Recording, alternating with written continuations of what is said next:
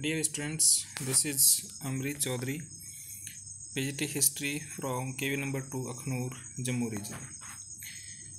Jammu region has given me the opportunity to present you a video on the topic Kings and Chronicles. The themes Kings and Chronicles.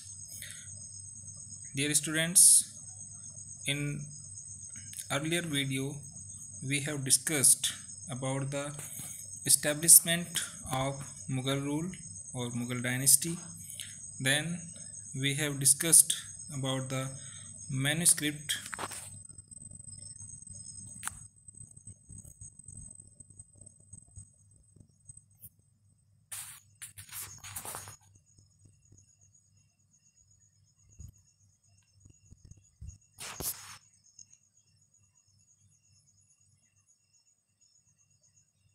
we have discussed about the production of chronicles and how the rulers of the time established the translation department, and so many books were translated into Persian language and in other language which is written into Hindi or Sanskrit languages. So dear students, in earlier video we have also discussed about the manuscript and the production of chronicles. Dear students, today we will discuss about the painted image. The painted image. Students, manuscripts and chronicles described events of Mughal period in the visual form. When scenes and themes in a book were to be given visual expression, the scribe left blank spaces on nearby pages. These paintings were miniatures and made nearby the themes. These paintings enhanced the beauty of the book and believed that paintings possessed special powers of communicating ideas about kingdom and the power of kings. Abul Fazl described painting as a magical art. Dear students, basically in Islam, arts, music, this type of things is prohibited, but through the given period we have seen so many such cultural activities was being done.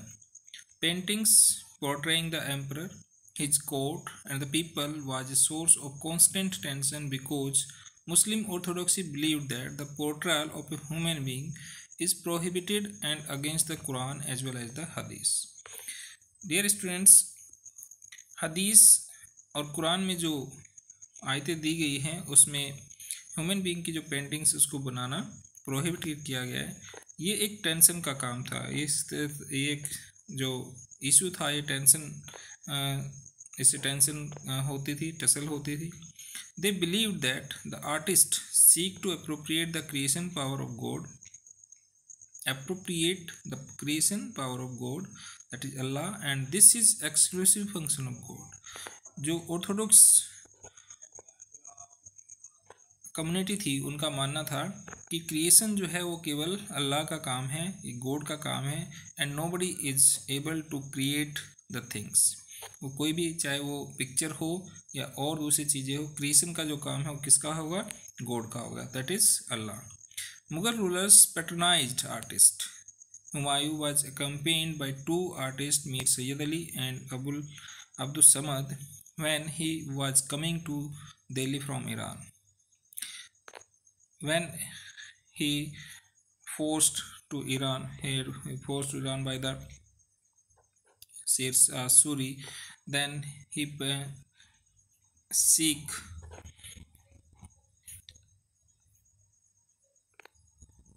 protection from Iranian rulers, and Iranian ruler gave him the protection.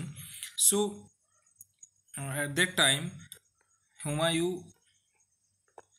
ने क्या किया कि वहाँ से जब वो India आते हैं तो इंडिया आने के समय में उन्होंने उनके साथ में अपने साथ दो पेंटर लेकर आए हैं वो Mir Saiyyed Ali and Abdul Samad. Dear students, कुछ इम्पोर्टेंट बुक्स हैं जो उस समय पर लिखी गई, जैसे एक तरफ मैं यहाँ पर आपके स्क्रीन पर दिखाई देगा बुक और ऑथर का नाम, जैसे अकबरनामा अबुल फजल के द्वारा लिखी गई, Badshahnama was wrote by Abdul Hamid Lahori and चार सिमन, this book was written by Chandrabhan.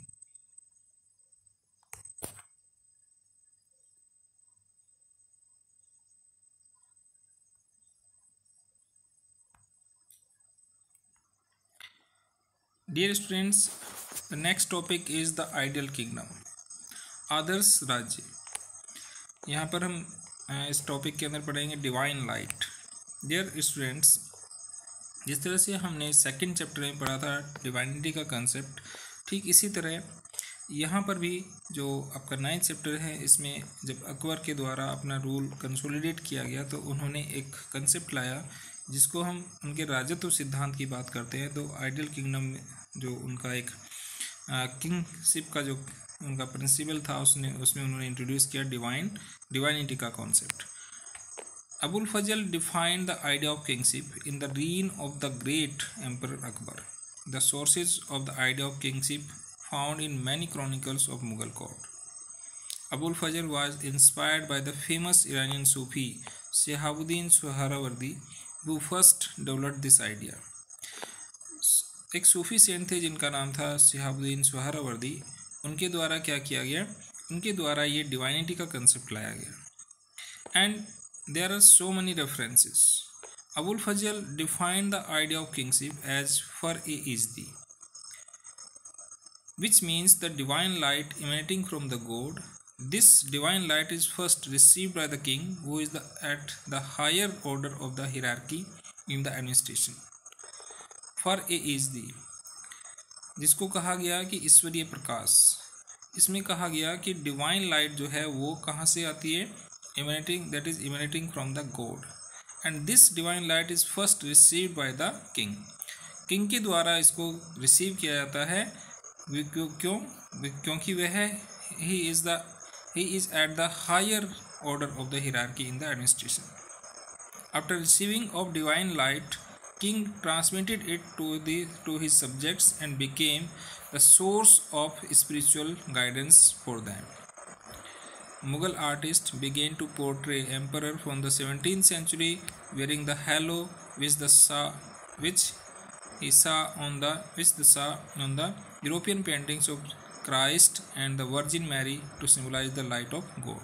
आपने देखा होगा जो सेंट्स होते हैं या प्रीस्ट होते हैं, कभी कभी जैसे आप देखें गुरु नानक जी की अगर आप फोटो देखें, पिक्चर देखें, तो उसके पीछे एक हॉलो बना होता है, यानी एक लालिमा सी बनी होती है, सूर्य का प्रकाश बना होता है। तो ठीक इसी तरह उसमें दिखाया गया सभी जगह जहाँ भी एम्परर को दिखाने पोर्ट्रे किया जाता था, तो ये सूर्य का जो प्रकाश था वो आते हुए दिखाए जा रहे हैं।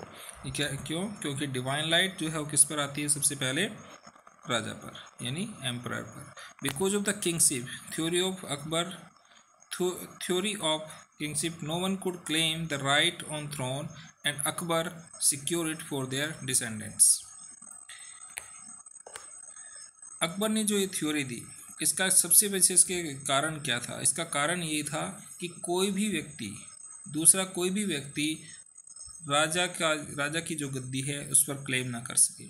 ये स्टूडेंट्स, जैसे हमने पहले भी डिस्कस किया कि जब बाबर फरगना से आते हैं तो उनकी आपस में टसल होती है, वहाँ पर बहुत सारे ग्रुप्स होते हैं, क्लैन होते हैं, कबीले होते हैं, और वो एक दूसरे कबीलाई जो कल्चर होती है वो एक दूसरे को इक्वल समझते हैं, इसलिए कोई भी उनसे बड़ा नहीं हो सकता और कोई छोटा नहीं होगा।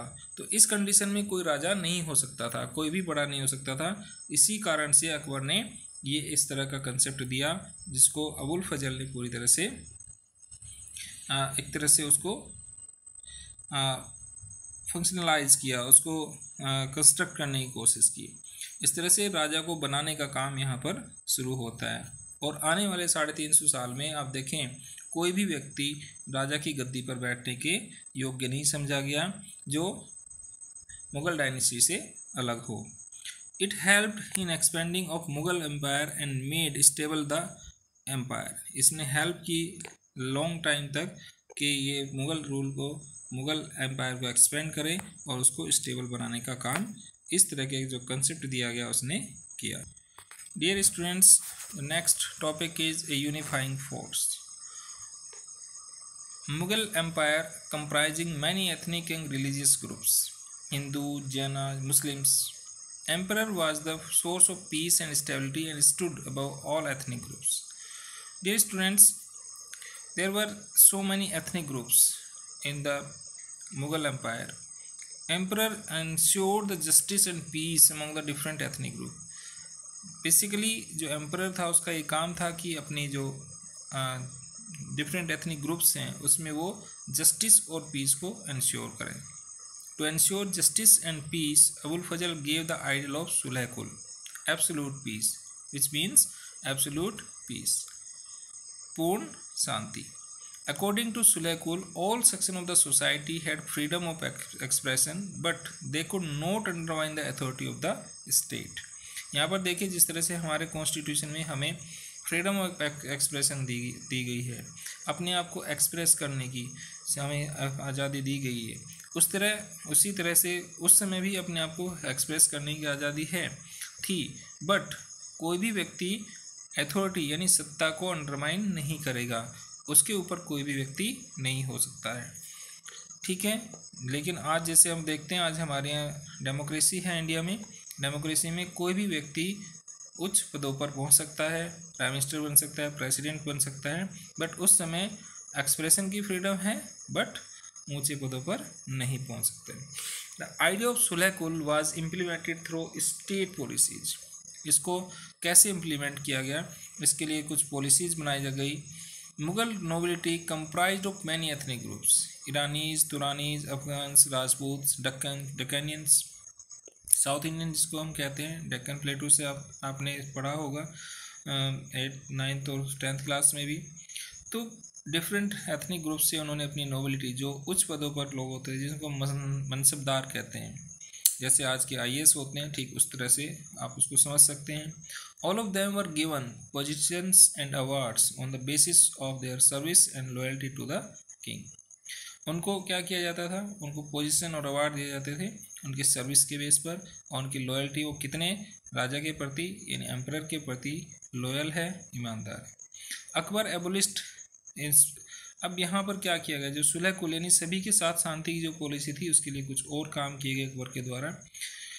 जैसे Akbar abolished pilgrimage tax in 1563 and jizya tax in 1564 that were based on religious discrimination. 1563 में पिलग्रिमेज टैक्स यानी तीर्थ यात्रा कर जो लिया जाता था हिंदुओं से, उसको अकबर ने हटाया. एंड 1564 में जजिया कर लिया जाता था हिंदुओं से, या जो प्रोटेक्टेड लोग थे उससे जजिया कर लिया जाता था जो रिलीजियस डिस्क्रिमिनेशन पर आधारित था. All Mughal emperor gave grants to support the building and maintenance of the places of worship.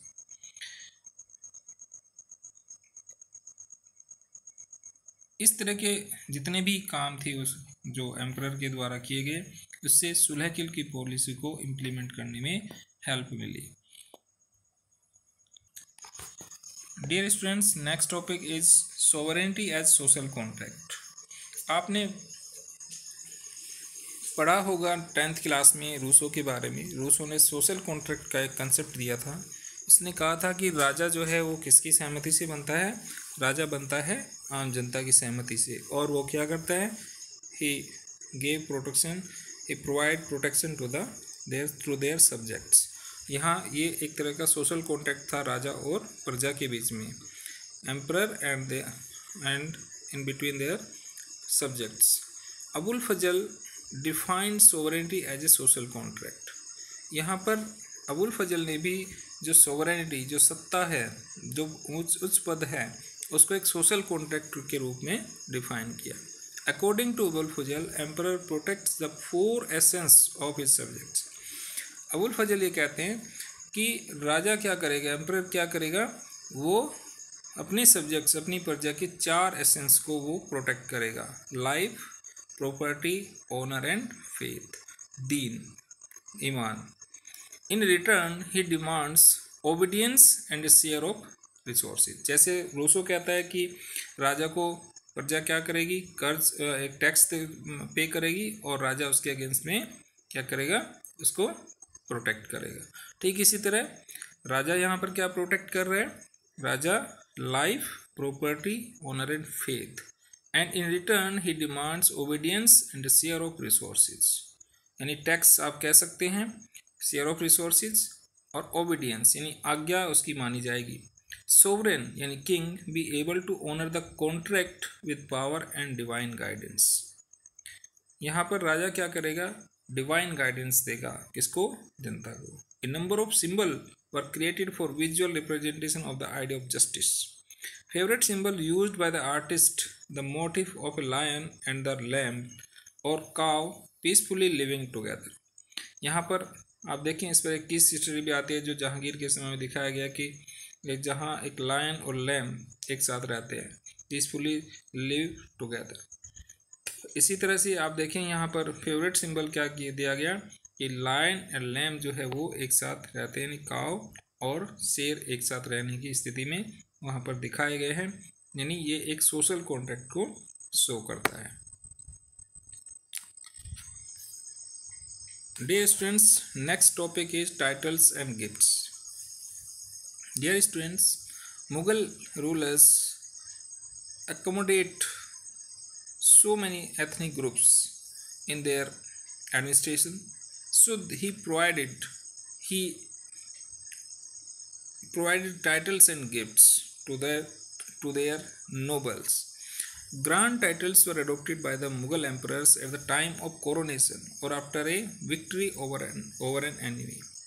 यहाँ तक कि जब राजा कोई किसी को डिफीट करता था या उसका कोरोनेशन होता था तो वो बड़े बड़े पद उसको धारण करता था। जैसे आपने अकबर के बारे में देखा होगा, जलालुद्दीन मोहम्मद अकबर, औरंगजेब भी इसी तरह से, जहांगीर, सभी ने बड़े बड़े नाम अपने नाम के साथ लगाए। This was shown in the coins of Mughals. Jahangir issued coins with picture of Noor Jahan and himself and their titles. आप देखेंगे नूर उस जहांगीर के समय के जो सिक्के जारी किए गए हैं, जो इशू किए गए हैं, उन पर उनकी पिक्चर दिखाई देती है और नूर जहां की पिक्चर भी उस पर दिखाई देती है, उसमें टाइटल्स भी लिखे हुए हैं। तो इस तरह से जो ये टाइटल्स थे उनके कॉइन्स में भी इसको दिखाया गया है। ये दूसरों पर प्रभाव डालने का भी एक तरीका था।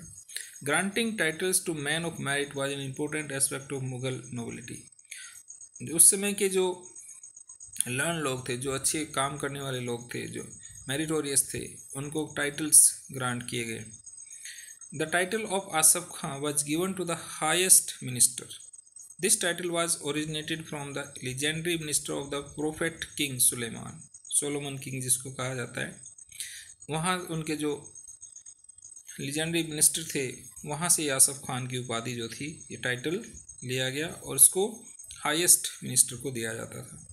The title of Mirza Raja was accorded by Aurangzeb to his two highest ranking nobles, Jai Singh and Jaswant Singh. Mirza Raja की उपाधि जो थी वो जयसिंह और जसवंत सिंह को दी गई। This titles could be earn और पेड फॉर। यहाँ पर जो टाइटल्स है वो दो तरह से, या तो अर्न किया गया या उनको पेड किया जाता था। ठीक है, तो इस तरह से ये एक हमने कुछ इस चैप्टर के टॉपिक्स जो है वो क्लियर किए हैं। आई होप आपको इससे एक समझ बनी होगी और आप इस पर एक अच्छे आंसर से आप इस पर कर पाएंगे। Thank you.